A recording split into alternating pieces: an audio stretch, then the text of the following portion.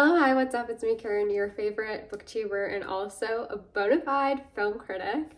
I watched 40 films in 2024, which is kind of crazy because in 2023 I only watched 14 movies. My goal was to watch 52, and I think, you know what, 40 is like a decent number. It's not too bad. Like, I did a good job. On New Year's Eve, I actually watched two movies so that I could hit 40, and I'm really quite pleased. Now, having said that, I've decided to do another best films video from the 40 films that I watched. I've compiled a list of 10 books. We're gonna go in the order that I watched them. Earlier in the year, I did watch some films that I literally, like, looking back on the list, I was like, I don't remember any of these, but whatever. The one that I really enjoyed was In the Mood for Love. In the Mood for Love is an incredibly stylistic film. It is so beautiful. The color red is so prominent in the visuals. It is like this recurring touch point throughout the film, but this is a story of a man and a woman who discover that their significant others are cheating on each other with each other. And they are upset by this news naturally. And it's, I believe, like, the film has a very like vintage feel. They dress incredibly well, impeccably well, and they start spending more time together and developing an affection for each other. But they decide to that they're going to be honorable and they're not going to act on their emotions. And there's lots of just tension and desire and lingering looks and just very, like, it's a very charged atmosphere. And I think in that regards, one, is quite beautiful. The story, and you can say, is quite simple, but it's also something that's just very atmospheric and moving. And the way that things were also shot is quite interesting because there are moments where there's like, obviously when you consider cinema, right, someone who knows so much about cinema, I can speak of these things. You have like the shot. It's quite a confined space that you're working within, like the sort of rectangle, if you would. But you're seeing that, and then the director made some interesting decisions where you're quite conscious that you're like looking into something. Like, you see half of the room, or like, I don't know. It's like technically something was happening here, that there's a way in which the frames are really like almost boxed out. Like, you'll see something from someone's back. And I think like that kind of that visual decision helps to aid in the fact that this is a story of two people who are in love but aren't able to act on it, that there's this kind of divide always in what they're doing. And yeah, that was that film. The next movie that I watched was the next few films that we'll see, these are films that I discovered when I did my August film challenge, which was to watch 15 films in 31 days, and it was a really exhausting endeavor, but I persevered. I was strong, and I discovered some really great films. I also discovered some films that weren't that great, but whatever. The first one is Withnail I, which is a British film, a black comedy, which is the story of two friends who are going on different paths in life. They are living in London and they're aspiring actors, both who spend a lot of their time drinking and like kind of wasting their time away, and they decide to go away for Christmas. I'm pretty sure Christmas, yes. To one of the guy Withnail's, his uncle has like this little cottage, so they go there and it's like almost a trip from hell in a way, but not, because nothing super dramatic happens, but just they're very annoyed with each other, and just like tension is rising, and you can see that they're both like on a subconscious level aware that they're going to split and things are going to change, but they're almost not willing to admit that. And so you're seeing this, and it's very like humorous, and I do think it's one of those films that rewatching it would aid in it, because there's a lot of like references and you'll start to like get it more and pick up on things more.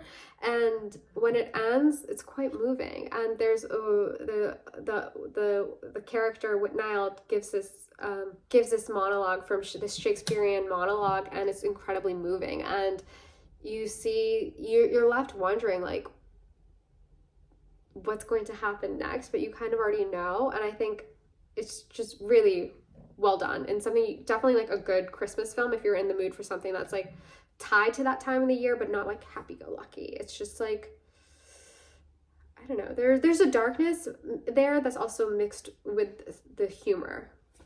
The next film that I want to call out is The Daytrippers, which is another holiday film. This film primarily takes place on Thanksgiving, where we're seeing this suburban family from New Jersey who, there's a mother, father, two daughters. One of the daughters is married and the other one has a boyfriend, and the married daughter suspects that her husband might be cheating on her because she discovers a note, and she goes home to her family and she's like, what do I do? And they all decide that they're going to get into the car and they're going to drive to New York and they're going to find the husband and get to the bottom of this. They're going to discover what is happening, get to the bottom of everything. And when they're in New York, they kind of just like get off on these like sort of escapades. They, at one point, one of the characters like faints or something, and they go to the office, and there's like all this like, there's a subtle like romance happening, and the younger sister, her boyfriend, is writing a novel, and so he's telling the family about the novel, and it's just very funny. And then we discover things at the end, and I personally wish that there was like one more scene, but I do think that this is another one of those films that is worth watching in the holidays, like especially on Thanksgiving. If you're next year, if you're alone on Thanksgiving, or maybe you have your families with you, whatever it may be, but like really worth watching. And something that I found there to be like a really good witty banter that I enjoyed. The next film that I want to talk about is Ariel. Now, this is a Finnish film, I think from the 80s, and it tells a story of our protagonist who, in the very, like, this is a kind of weird film that I discovered. It's quite nihilistic, and I think I might really like stuff that's really nihilistic. I don't know. But when we're introduced to him, he's living in like this kind of remote village, and his father like commits suicide like in the restaurant bathroom, and bequeaths his beautiful car to the son, and he's like, I know you're gonna take good care of this. And so the son gets into the car, and he like driving. At one point he stops to like get a burger or something. He gets all of his money is, what is it called, he's burgled, you know what I mean, someone has stolen his money. And so he then goes to the city, and he has no money, and he's trying to get a job, and he decides that maybe I'll sell the car. And then like this sort of like escapade happens, and he goes to jail really quickly. And when he's in jail, him and his bestie, because he gets like a bestie in jail, they leave the jail, they flee, and then that's the story. And they have like, it turns into this like almost heist film, but there's a way in which everything is delivered with this like gravitas that adds to it. Like there's something very they know that life sucks, and they're just carrying on with this dignity, but also saying these things that are very funny but in a very deadpan way. And the car is something that's like really important, and this like reoccurring theme throughout the film, and this idea of freedom and escape, and just how life is impossible. I thought it was really well done. The next film is The Doom Generation, and this is, I think from my understanding, I was going to say author, but it's not an author. The director made like 3 films that are sort of a bit of a triptych, if you would, and I think this is the last one, and it's the only one that I watched. And this is another one of those films that's really like stylized. Red is also a reoccurring color here, but you have 3 characters, 2 high schoolers, a boy and a girl who's in a relationship, and they find this like vagabond character who's almost devilish, and they bring him on board into their life of leisure because they're kind of slackers, and they spend a lot of time in the car. This is another one of those films where the car is very important. The car is also really important in The Daytrippers. I think in my newsletter I spoke about the car and like the role of the car in these films. But they're driving through like SoCal, and they're going to motels and dive bars and convenience stores, and like violence is happening around them. Like things are weird. It's a very trippy film, but also like very sexual at the same time. And then it ends because there's a lot of sexual tension running throughout this book, and this film, and then it gets to the final act of like crazy violence, and then you realize that this is really a film about America if it wasn't brought home to you, and like you're considering like America and Christianity and patriotism. It's wild. After that, the film that I really enjoyed, I mean, I've enjoyed all of these films, but this one was just like, whoa. It's called, in English, Pickpocket. This is a film about China, like in the 80s, end of the 80s, beginning of the 90s, when you're seeing like the technology is changing, the radio is ever present, they're watching like newscasters, and like there's a big shift happening in Chinese culture. And our protagonist is a slacker who's a pickpocket, and he's kind of just realizing that like life is passing him by, that all of his friends are moving on with their life, whether they've decided to turn their dirty money into clean money, but like still kind of dirty, but they're like growing up and they're acting like grown-ups, and he's not getting it. And people mistake his aloofness, people mistake his quiet, shy nature for aloofness, but really you get the impression that he doesn't know what to do or what to say, and just things are happening so fast for him to even catch up. And you find that he's going about his life, and then he meets a prostitute, and things are starting to change. Like gets a pep in his step, but then this is not a happy story. Like things don't pan out, and it's beautifully shot, because this was done in a very guerrilla style in a special camera that I don't know. You know, like I know I'm a cinema buff, but not that much. I don't know what the camera was, but the director also used, I think this was his debut, he primarily used amateur actors, and these guys, they did much better than any of the other people in any of the other films that I watched. Like they were so good. But yeah, it's really like quite a long film. It's 2 hours. I was watching it when I was in Paris in like 20-minute, 30-minute intervals. Like I really spaced it out, and I just like allowed myself to be immersed in this film, like just taking my time to enjoy it and savoring it, I guess you could say. And there's a way in which I was really taken by the protagonist rather, his wardrobe. Like he just looked really good in those clothes, even though he like only wore 2 or 3 fits. But yeah, and then it ends, and just like, it's just like right now, as I paused in that moment, I was seeing the visuals in my brain. But yeah, this was an incredible film.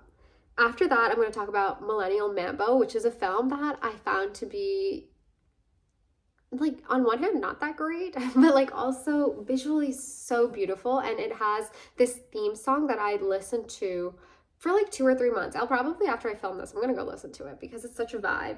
But this is a film that has a kind of short story quality. It's about this young woman who's in an abusive relationship, and she has like 15,000 of whatever the currency is that she uses, and she's like, when my bank account hits 0, that's when I'm gonna leave this loser. And you're like, what? Well, that doesn't make any sense.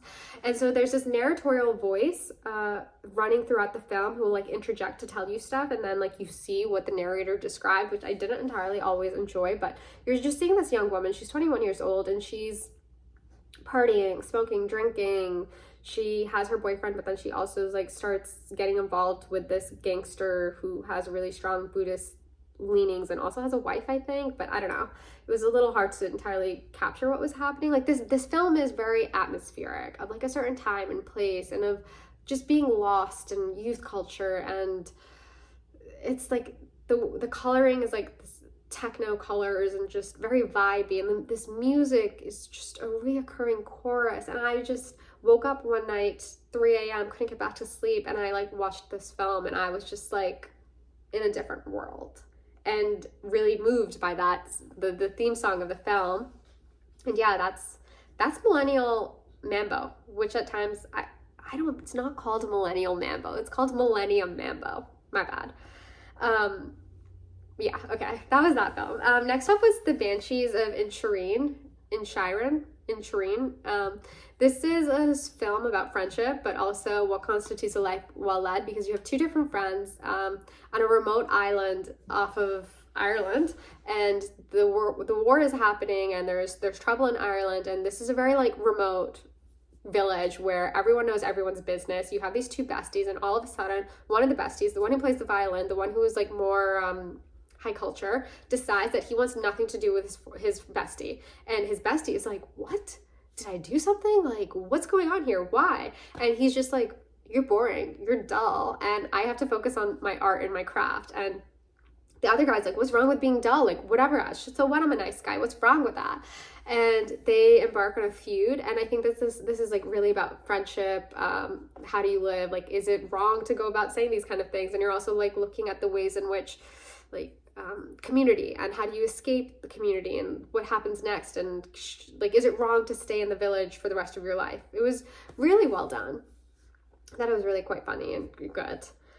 Next up, comes as no surprise, Anora. This was a film that I think a lot of people liked. It's the story of our main character, Annie, whose real name is Anora, who's a stripper in New York City, whose life has changed when one of her clients is this young son of an oligarch who comes through ready to spend the cash and decides that he wants to live it up. So he proposes to her and she says yes, and they get married in Vegas, and she feels like, you know, her life has turned around, things have gotten better, like this is a miracle, you know. And then we discover it is not, because the stakes start to rise, and this film becomes sort of a heist film where the husband is like out of the picture and Anora is just like surrounded by these thug-like characters who want her to divorce her husband, and you know, things like start to escalate. And I think that it's the kind of film that I want to rewatch. Yes, there were scenes that I was like, we're staying in this scene for too long, we could have cut. Or there's this one dialogue that happens towards the end between Anora and her class, like you see a moment of class solidarity with, I forget what his name was, but the hot guy.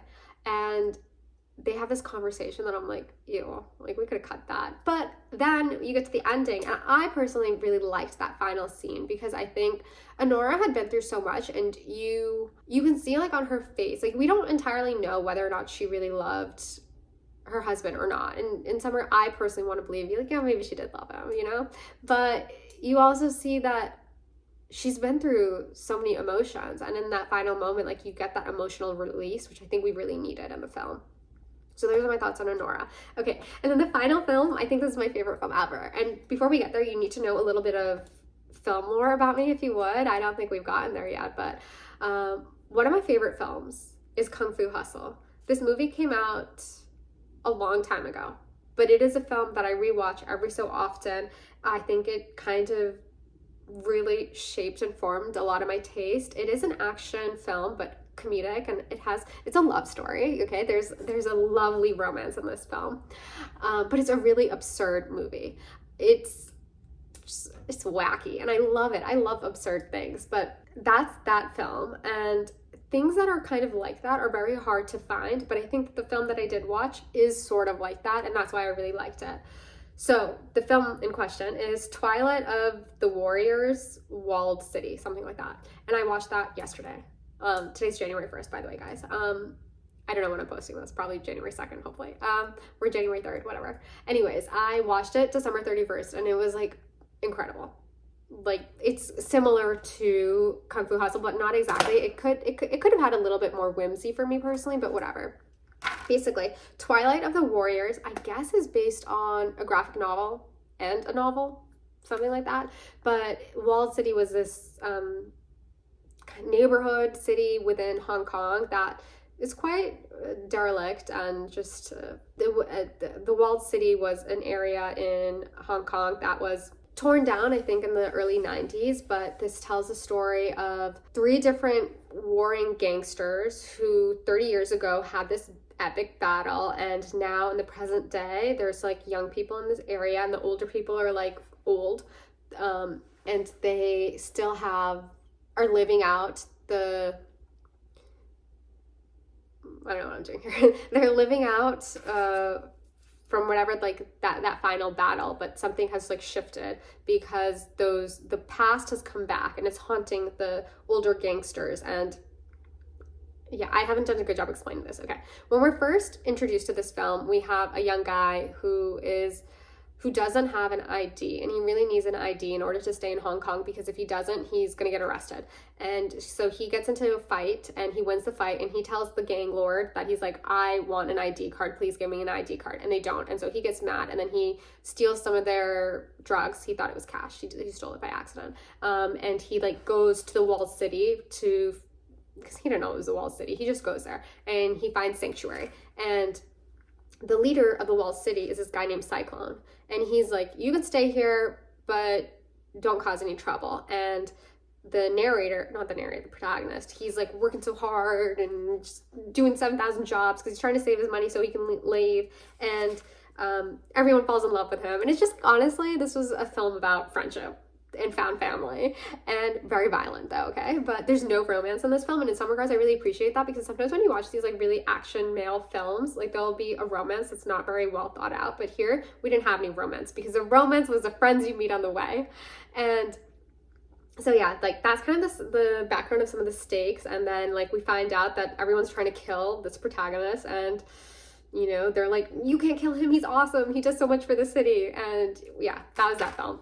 Really long fight scenes, like in some regards a bit much for me, but I don't know, it was one of those things where there's like a martial arts quality to it, where like one of the evil guys has like superpowers, but they're not really explained. And yeah, it was a lot of fun. I think they were it kind of got the vibe that maybe there would be a sequel, and I would really be down, because every so often I look to see if there's, for many years I've been haunted by the possibility that there might be a Kung Fu Hustle sequel, and I don't think there will be, but maybe this film will give us a sequel and I would be down for it. Okay, yeah, those are the 10 films that I loved watching in 2024. I think when I look at the 40 films that I watched, there were some films that I watched and are really forgettable. I never thought about them ever again. For example, I watched Wonka. I don't remember that. Wicked is another film I really won't think about at all. But these 10 films are movies that I spent time thinking about.